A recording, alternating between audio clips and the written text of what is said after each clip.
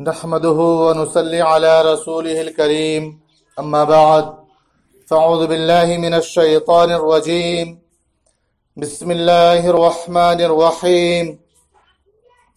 يا أيها الذين آمنوا لا تأكلوا أموالكم بينكم بالباطل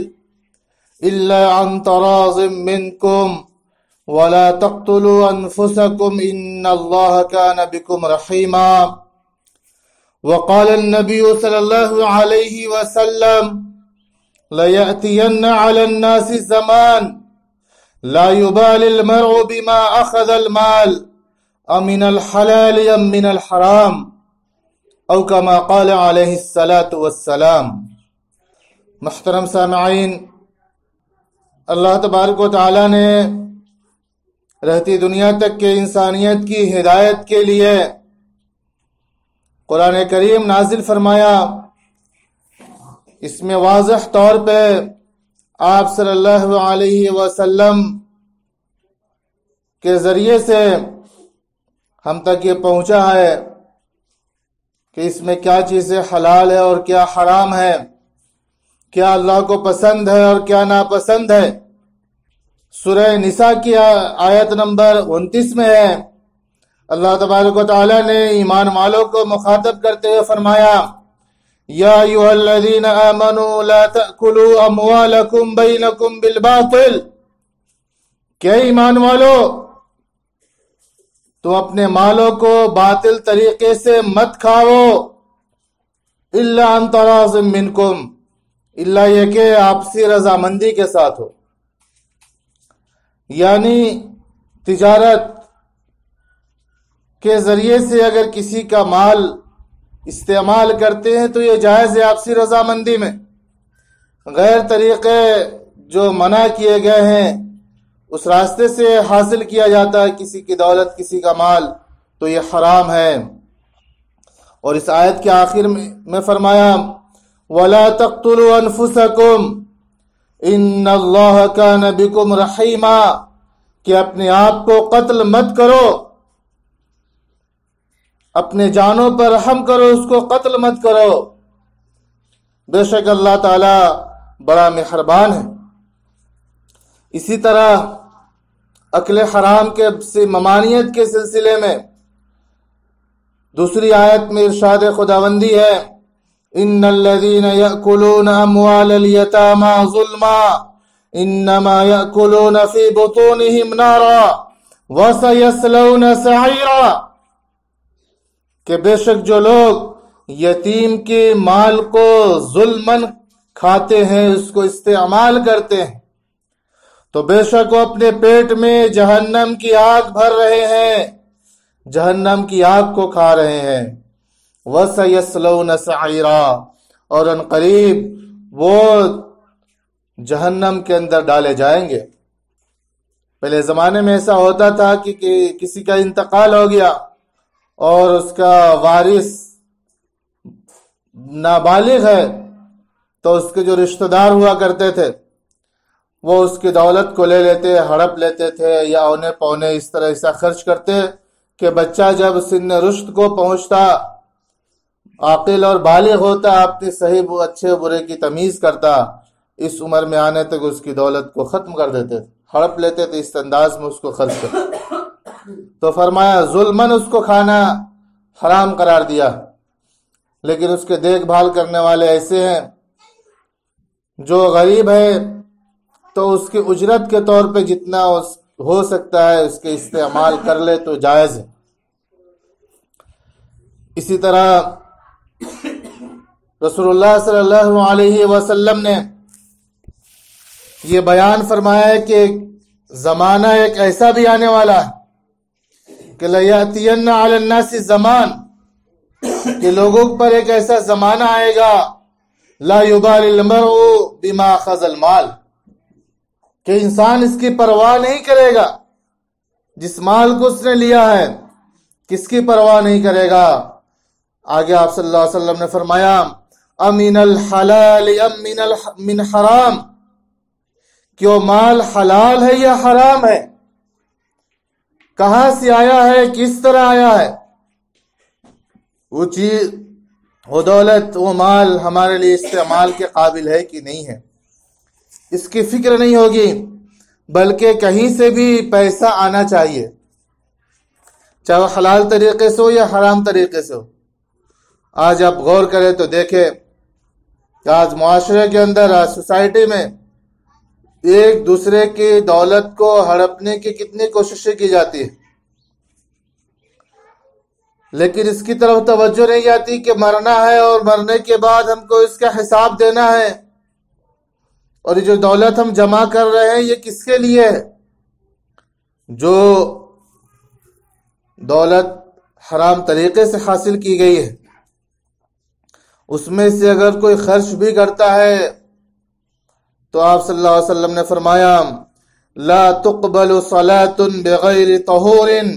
ولا صدقة من غلول، کہ بغیر پاکیزگی کی حالت میں کوئی نماز پڑھتا ہے تو جس طرح اس کی نماز ادا نہیں ہوتی، اسی طرح حرام طریقے سے دولت کو حاصل کیا گیا اگر راہ خدا میں خرچ کرتا ہے تو مقبول نہیں ہے، اس کا کوئی ثواب ملنے والا نہیں ہے، بلکہ وہ گنہگار ہی رہے گا۔ اور آپ صلی اللہ علیہ وسلم نے یہاں تک فرمایا کہ لا يقبل اللہ صلاة امرئ فی جوفی حرام، کہ اللہ تعالیٰ اس بندے کی ایک نماز بھی قبول نہیں کرتا جس کے پیٹ میں حرام مال ہو، جس کی پرورش حرام مال سے ہوئی ہو، جس کے رگ و ریشے میں حرام مال پنپ رہا ہو، خون دوڑ رہا ہے، تو اس کی کوئی نماز ہی قبول نہیں ہوگی۔ اسی طرح آپ صلی اللہ علیہ وسلم کے زمانے میں جو معاملات ہوا کرتے تھے، جو بھی جھگڑے ہوتے تھے، سب آپ کے پاس پیش کیے جاتے۔ آپ صلی اللہ علیہ وسلم نے صحابہ سے یہ ارشاد فرمایا کہ انما انا بشر وانکم تختصمون الی ولعل بعضکم ان یکون الحن بحجته من بعض فاقضی له على نحو ما اسمع فمن قضیت له من حق اخیہ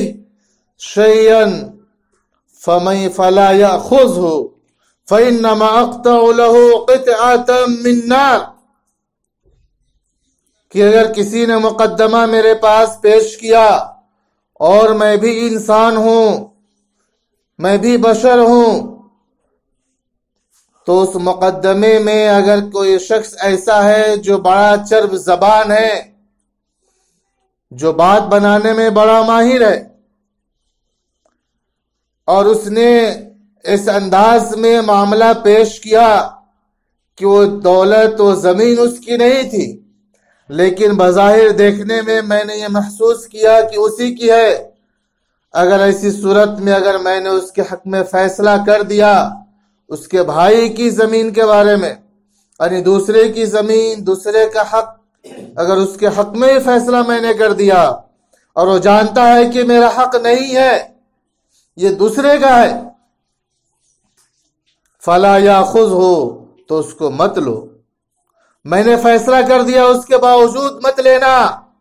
اگر تم نے لے لیا اور یہ سمجھا کہ نبی صلی اللہ علیہ وسلم نے مجھے دیا ہے تو یہ میرے لیے جائز ہے، کیونکہ عدالت سے فیصلہ میرے حق میں ہوا ہے، اور ایسی عدالت جو آپ صلی اللہ علیہ وسلم کو اللہ تعالی ہمیشہ رہنمائی کرتے، تو آپ صلی اللہ علیہ وسلم فرماتے فلا تاخذہ، اس کو مت لو۔ اگر اس کے باوجود لے لیے تو یاد رکھو فإنما أقطع له قطعة من النار، کہ میں اس کے لیے ایک جہنم کا ٹکڑا اس کے حق میں دے دیا، اور وہ جہنم کا ٹکڑا لے کر جا رہا ہے اور وہ جہنم میں جائے گا۔ اس لیے حرام مال سے حد درجہ پرہیز کرنا ضروری ہے۔ آپ صلی اللہ علیہ وسلم نے فرمایا کہ کچھ ایسی چیزیں ہیں جو ہلاک کر دینے والی ہیں، جس کو کرنے سے انسان تباہ ہو جاتا ہے۔ دنیا کے اندر اگرچہ وہ خوشحال رہا ہو، دنیاوی زندگی میں اسے کوئی مشقت نہ پہنچی ہو، لیکن آخرت اس کی برباد ہو جاتی ہے۔ وہ کیا چیزیں ہیں؟ آپ صلی اللہ علیہ وسلم نے فرمایا الشرک باللہ، کہ پہلی چیز وہ شرک ہے۔ جو مشرکین ہیں دنیا میں بہت ہی عیش و آرام کی زندگی گزار رہے ہیں بہت سارے، تو اس کا یہ مطلب نہیں کہ وہ مشرک جو دنیاوی نعمت سے لطف اندوز ہو رہا ہے وہ اللہ کی نظر میں محبوب ہے، اس لیے اللہ نے اسے دولت سے نوازا اور دنیا میں عیش و عشرت کی زندگی گزار رہا ہے،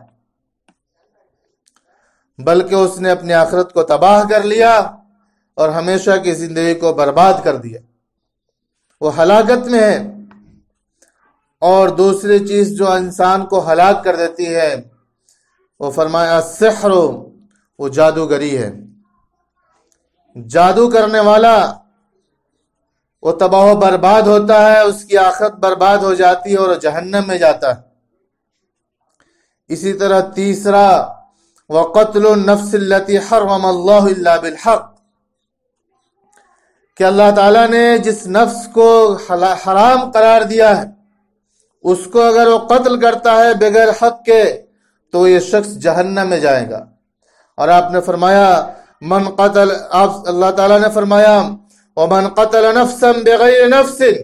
أَوْ فَسَادٍ فِي الْأَرْضِ فَكَأَنَّمَا قَتَلَ النَّاسَ جَمِيعًا، کہ جس نے کسی کو قتل کیا، ناحق قتل کیا، تو ایسا ہے جیسے کہ پوری انسانیت کو قتل کیا۔ زمین میں فساد پھیلایا تو ایسا ہے جیسے پوری انسانیت کو تباہ و برباد کر دیا۔ تو اس لیے ایسے شخص کا ٹھکانہ جہنم ہے، وآخرت اس کی برباد ہے۔ حق کا قتل کا مطلب یہ ہے کہ اگر اس نے کسی کو قتل کیا تھا، اس کے بدلے میں قصاص میں اس کو قتل کیا جا رہا ہے تو یہ جائز ہے۔ کوئی شادی شدہ زنا کیا، اس کو رجم کیا جا رہا ہے، یہ جائز ہے۔ غیر شادی شدہ اس پہ حد جاری کی گئی اور مر گیا تو یہ جائز ہے، یہ اس میں شامل نہیں ہے۔ وہ اکل الربا، اور سود کا کھانا۔ آج کل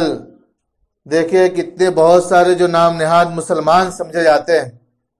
وہ بھی اس لعنت میں گرفتار ہو چکے ہیں کہ وہ سود اور بیاض کے میں ایسے ملوث ہے کہ اسی میں اپنی زندگی کو لگائے ہوئے صبح سے شام تک، اور ان کو یہ فکر نہیں کہ میں حرام مال حاصل کر رہا ہوں اور اپنی اولاد کی اس کی پرورش کر رہا ہوں اور اس کو استعمال کر رہا ہوں۔ جس کے جسم کے اندر حرام مال داخل ہو جائے وہ جسم جنت میں نہیں جاتا۔ اس لیے آپ صلی اللہ علیہ وسلم نے فرمایا قال یا کعب بن عجرہ انه لا يربو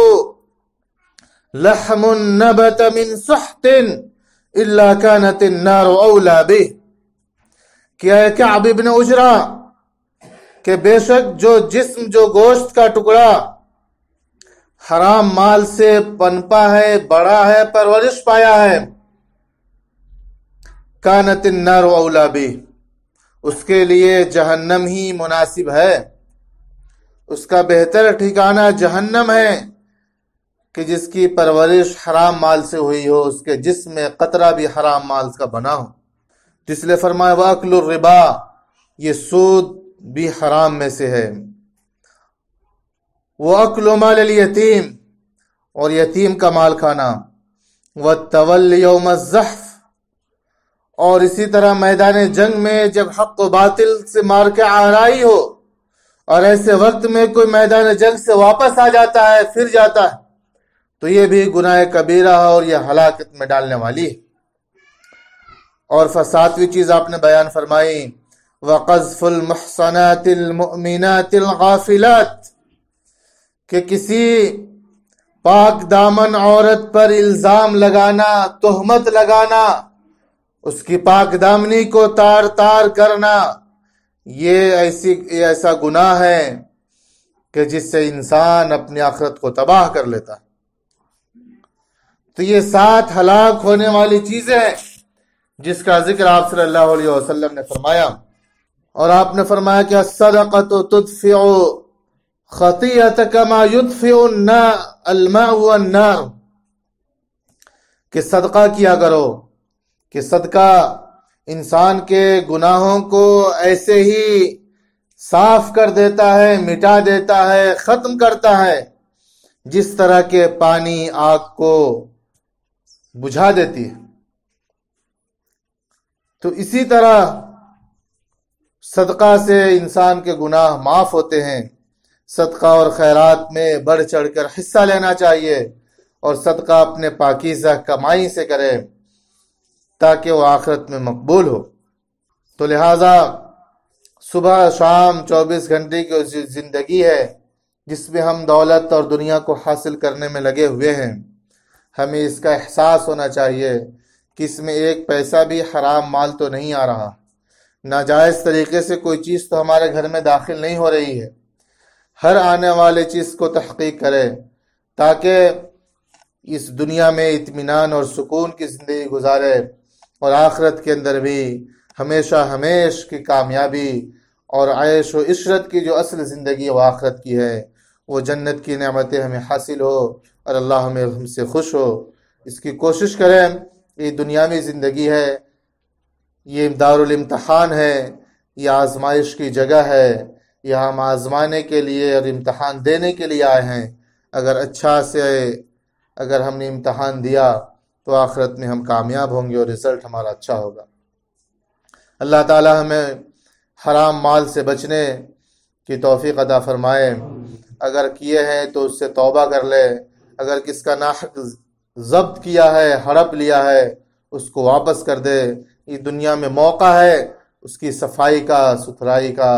مرنے کے بعد موقع ملنے والا نہیں ہے. ناجائز جو زمین کسی کے قبضہ کیا، جو میرے آبا و اجداد کی نہیں ہے، یا اپنے بھائی کی ہے، تقسیم ہونے میں تھوڑا ایک بالشت لے لیا ہے، وہ سب سے اپنی معافی تلافی کرا لے، اس کو دے دے تاکہ آخرت تباہ نہ ہو. اللہ اس کی توفیق عطا فرمائے. آمین. وآخر دعوانا الحمدللہ رب العالمین.